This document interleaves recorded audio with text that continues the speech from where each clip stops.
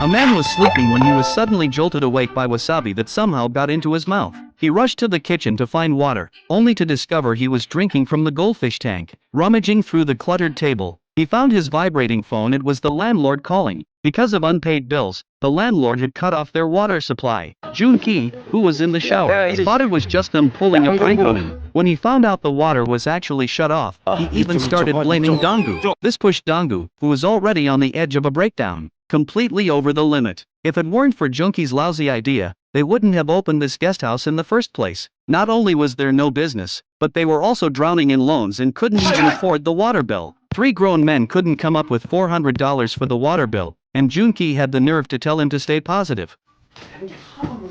그 다음 번은 저거 분노절이잖아, 저 분노절. 괜찮아, 또 캐릭터. 울어? 왜 울어? 긍정적으로 다 생각하자니까.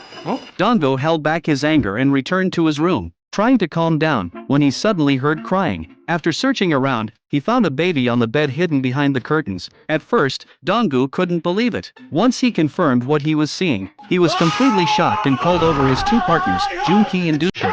Initially, they both thought it was just a baby doll after all. How could 3 guys who just graduated have a kid? But after Junki checked multiple times, he realized it was actually a real baby. Just as the 3 were discussing what to do, the baby suddenly started crying. The 3 of them, with 0 childcare experience, immediately panicked. Dongu thought the baby was crying because of a wet diaper, so he reached into the diaper to check, only to touch the baby's fresh, warm poop.